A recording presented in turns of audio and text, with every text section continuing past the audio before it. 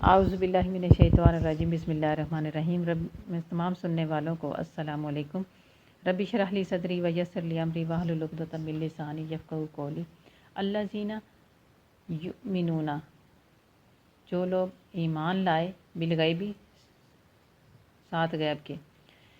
یہ سورۃ بقرہ کی آیت نمبر 3 کا آغاز ہو رہا ہے، اور اس میں وہی چیزیں جو متقین کے بارے میں صفات رب تعالیٰ بیان فرما رہے ہیں، اور مفلحون تک یہ تمام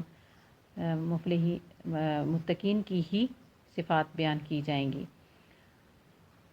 کیا صفات ہے؟ اس میں سب سے پہلے ہے ایمان لانا۔ ایمان، حضرت عبداللہ رضی اللہ تعالیٰ عنہ فرماتے ہیں کہ ایمان کہتے ہیں تصدیق کو۔ ابن عباس رضی اللہ تعالیٰ عنہ بھی فرماتے ہیں کہ ایمان کہتے ہیں عمل کو۔ ربیع بن انس رضی اللہ تعالیٰ عنہ فرماتے ہیں کہ ایمان لانے سے مراد ہے کہ ڈرنا، کوئی بھی غلط کام کرتے ہوئے ڈرنا۔ ابن جریر رضی اللہ تعالیٰ عنہ فرماتے ہیں کہ یہ سب اقوال مل سکتے ہیں، زبان سے، دل سے اور عمل سے غیب پر ایمان لانا اور رب تعالیٰ کا ڈر اپنے دلوں میں رکھنا۔ یہ ساری صفات ایمان کی ہیں کہ ایمان ہے کیا چیز، کس کو کہتے ہیں۔ قرآن پاک کی ہدایت سے جو بہرہ مند ہوتے ہیں یا فائدہ اٹھاتے ہیں، ان کی پہلی علامت یہی ہے کہ وہ غیب پر ایمان لاتے ہیں۔ ایمان کا معنی ہوتا ہے محکم یقین، یعنی پکا یقین، اور غیب اس چیز کو کہتے ہیں جو ظاہری حواس کی رسائی سے بلند اور عقل کی سمجھ سے بالا تر ہو، مثلا وحی، فرشتے، قیامت، جنت، دوزخ، خود ذات باری تعالیٰ۔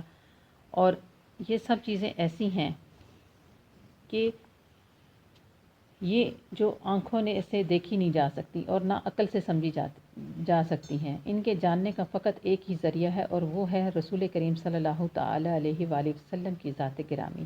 ان کی زبان حق کے ترجمان سے جو الفاظ نکلے، اس پر انسان محکم یقین رکھے، یعنی پکا یقین رکھے۔ اس لیے ایمان بالغیب کو تقوی کی اولین شرط قرار دیا گیا ہے۔ ان چیزوں کے علاوہ شریعت اسلامیہ کے وہ احکام جن کی حکمتوں کے سمجھنے سے انسانی عقل ابتدا میں قاصر رہتی ہے، یا وہ ارشادات جو اس کے ذاتی مفاد یا اس کے گروہی اور محدود فطری منافع کے خلاف ہوتے ہیں، تو ایسی حکموں کو تسلیم کرنا بھی ایمان بالغیب میں داخل ہے۔ اب یہ کہا گیا کہ انسانی عقل ابتدا میں قاصر رہتی ہے، یعنی اس کی حکمتوں کو سمجھنے سے۔ جیسے کوئی بھی کام ہے، اس کا منع کیا گیا، جب منع کیا جاتا ہے، یا ہمارے کوئی اس وقت ہم کچھ اور سوچ رہے ہوتے ہیں کہ یہ جھگڑا ہے یا کوئی بھی معاملہ ہے، اس میں ہماری عقل کام نہیں کر رہی ہوتی، ہمارے شعور وہاں تک نہیں پہنچ رہا ہوتا، لیکن حکم ہوتا ہے اور اس کو ماننا ہوتا ہے کہ اس کا اب ہمیں وہ اپنے حق میں نہیں لگ رہا ہوتا، لیکن اس کا بعد میں جا کر ہمیں پتہ چلتا ہے کہ وہ تو سب چیزیں ہمارے ہی حق میں تھیں۔ جیسے حضرت ابو جندل رضی اللہ تعالیٰ عنہ، جب نبی پاک صلی اللہ علیہ وسلم فیصلہ وہ لکھ رہے تھے، وہ شرائط لکھی جا رہی تھیں، تو نبی پاک صلی اللہ تعالیٰ علیہ وآلہ وسلم کے سامنے جو شرائط لائی گئی تھیں، وہ کفار نے ساری اپنے حق میں لکھی تھیں، اور سارے مسلمان یہ سوچنے لگ گئے کہ نبی پاک صلی اللہ تعالیٰ علیہ وآلہ وسلم نے کفار کے حق میں جو جا رہی ہیں وہ شرائط پر سائن کر دیے، اور سائن کرتے ہوئے بھی صحابی رضی اللہ عنہ نے پوچھا کہ کیا کر دوں، تو نبی پاک صلی اللہ علیہ وسلم نے فرمایا جی کر دیں۔ اور اس طرح سے وہ جب ثابت ہوا، بعد میں وقت نے بتایا کہ وہ ان کی شرائط جو تھیں، جو انہوں نے اپنے حق میں سوچی تھی، وہی ان کے خلاف ہوئیں، اور اس کی حکمت، اس فیصلے کی اور حکم کی، وہ بعد میں پتہ چلا کہ اس میں کیا حکمت تھی۔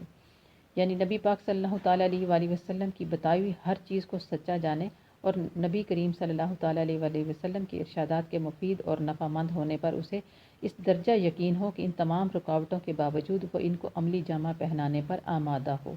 اعتماد اور اطاعت کا یہ مقام جب تک کسی کو میسر نہیں ہوتا، وہ قرآن پاک کی ہدایت سے کوئی فائدہ نہیں اٹھا سکتا، بلکہ بے یقینی اور تذبذب کی یہ کیفیت اس کے تمام اعمال کو بھی بے نتیجہ کر دیتی ہے۔ تو اس سے معلوم ہوا کہ متقی کی پہلی علامت کیا ہے کہ وہ نبی کریم صلی اللہ تعالیٰ علیہ وآلہ وسلم کی بتائی ہوئی تمام چیزوں پر محکم یقین رکھتا ہو۔ مسند احمد میں بھی اس مضمون کی ایک حدیث ہے کہ ابو جمعہ صحابی رضی اللہ تعالیٰ عنہ سے ابن محریز نے کہا رضی اللہ تعالیٰ عنہ نے کہا کہ کوئی ایسی حدیث سناؤ جو تم نے خود رسول اللہ صلی اللہ تعالیٰ علیہ وآلہ وسلم سے سنی ہو۔ فرمایا اچھا میں تمہیں ایک بہت ہی عمدہ حدیث سناتا ہوں۔ ہم نے حضور نبی کریم صلی اللہ تعالیٰ علیہ وآلہ وسلم کے ساتھ ایک مرتبہ ناشتہ کیا اور ہمارے ساتھ حضرت ابو عبیدہ بن جراح بھی تھے رضی اللہ تعالیٰ عنہ بھی تھے۔ انہوں نے کہا یا رسول اللہ صلی اللہ تعالیٰ علیہ وآلہ وسلم کیا ہم سے بہتر بھی کوئی اور ہے؟ ہم آپ صلی اللہ تعالیٰ علیہ وآلہ وسلم کے ساتھ اسلام لائے، آپ صلی اللہ تعالیٰ علیہ وآلہ وسلم کے ساتھ جہاد کیے۔ آپ صلی اللہ تعالیٰ علیہ وآلہ وسلم نے فرمایا ہاں وہ لوگ جو تمہارے بعد آئیں گے مجھ پر ایمان لائیں گے حالانکہ انہوں نے مجھے دیکھا بھی نہیں ہوگا۔ اور تفسیر ابن مردویہ میں بھی ہے کہ صالح بن جریر رضی اللہ تعالیٰ عنہ کہتے ہیں کہ ابو جمعہ انصاری رضی اللہ تعالیٰ عنہ ہمارے پاس بیت المقدس میں آئے اور رجا بن حیام رضی اللہ تعالیٰ عنہ بھی ہمارے ساتھ ہی تھے۔ جب وہ واپس جانے لگے تو ہم انہیں الوداع کرنے کے لیے ساتھ چل دیے۔ جب جدا ہونے لگے تو فرمایا کہ ان مہربانیوں کا حق اور بدلہ مجھے ادا کرنا چاہیے۔ سنو میں تمہیں ایک حدیث سناتا ہوں جسے میں نے رسول کریم صلی اللہ تعالیٰ علیہ وآلہ وسلم سے سنا ہے۔ ہم نے کہا کہ اللہ پاک آپ پر رحم کرے، ضرور سنائیے۔ انہوں نے کہا کہ ہم رسول اللہ صلی اللہ تعالیٰ علیہ وآلہ وسلم کے ساتھ تھے، ہم 10 آدمی تھے، ان میں حضرت معاذ بن جبل رضی اللہ تعالیٰ عنہ بھی تھے۔ ہم نے کہا یا رسول اللہ صلی اللہ تعالیٰ علیہ وآلہ وسلم کیا ہم سے بڑے اجر کا مستحق بھی کوئی ہوگا؟ تو ہم اللہ پر ایمان لائے اور آپ صلی اللہ تعالیٰ وسلم کی تابعداری کی۔ آپ نے فرمایا تم کیوں نہ کرتے، اللہ تعالیٰ کا رسول تم میں موجود ہے، وہی الہی آسمان سے تمہارے سامنے نازل ہو رہی ہے۔ ایمان تو ان لوگوں کا ہے جو تمہارے بعد آئیں گے اور 2 پھٹوں کے درمیان کتاب پائیں گے، اس پر ایمان لائیں گے اور اسی پر عمل کریں گے، یہ لوگ اجر میں تم سے دگنے ہوں گے۔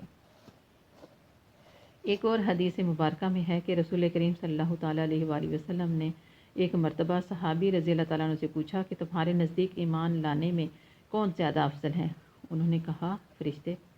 رسول کریم صلی اللہ تعالیٰ علیہ وسلم نے فرمایا کہ وہ ایمان کیوں نہ لاتے، وہ تو اپنے رب کے پاس ہی ہیں۔ تو صحابہ کرام رضوان اللہ اجمعین نے کہا کہ پھر انبیاء کرام ہوں گے۔ فرمایا کہ نبی کریم صلی اللہ تعالیٰ علیہ وآلہ وسلم نے فرمایا کہ انبیاء کیوں ایمان نہ لائیں، ان پر تو وحی نازل ہوتی ہے۔ تو صحابہ کرام رضوان اللہ اجمعین نے کہا کہ پھر ہم۔ تو نبی کریم صلی اللہ تعالیٰ علیہ وآلہ وسلم نے فرمایا کہ تم ایمان کیوں نہ قبول کرتے حالانکہ میں تم میں موجود ہوں۔ سنو میرے نزدیک سب سے زیادہ افضل ایمان والے وہ لوگ ہوں گے جو تمہارے بعد آئیں گے اور صحیفوں میں کتاب لکھی پائیں گے اور اس پر ایمان لے آئیں گے۔ اس کی سند میں مغیرہ بن قیس رضی اللہ تعالیٰ عنہ بھی ہیں۔ ابن ابی حاتم رضی اللہ تعالیٰ عنہ میں ہے کہ حضرت بدیلہ بنت اسلم رضی اللہ تعالیٰ عنہ فرماتی ہیں کہ بنو حارثہ کی مسجد میں ہم ظہر یا عصر کی نماز میں تھے اور بیت المقدس کی طرف ہمارا منہ تھا۔ 2 رکعت ادا کر چکے تھے کہ کسی نے آ کر خبر دی کہ نبی کریم صلی اللہ تعالیٰ علیہ وآلہ وسلم نے بیت اللہ شریف کی طرف منہ کر لیا ہے۔ ہم سنتے ہی گھوم گئے، عورتیں مردوں کی جگہ آ گئیں، مرد عورتوں کی جگہ آ گئے اور باقی 2 رکعتیں ہم نے بیت اللہ کی طرف منہ کر کے ادا کی۔ جب حضور نبی کریم صلی اللہ تعالیٰ علیہ وآلہ وسلم کو یہ خبر پہنچی تو آپ صلی اللہ تعالیٰ علیہ وآلہ وسلم نے فرمایا کہ یہی وہ لوگ ہیں جو غیب پر ایمان لاتے ہیں۔ اللہ پاک ہم سے راضی رہے اور ہمیں حق سننے، حق سمجھنے اور حق پر رہنے کی توفیق عطا فرمائے۔ وما علینا الا البلاغ، صدق اللہ العظیم۔